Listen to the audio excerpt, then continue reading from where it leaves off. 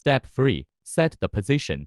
When we fix the fixture, if the actual marking position is deviated, we can change the position by fine-tuning the arrow keys on the keyboard.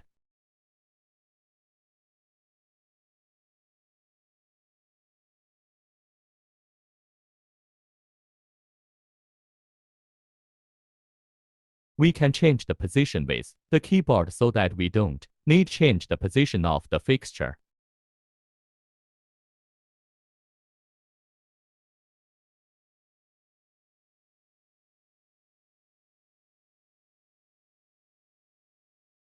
By clicking on the keyboard, to move the distance size we can set.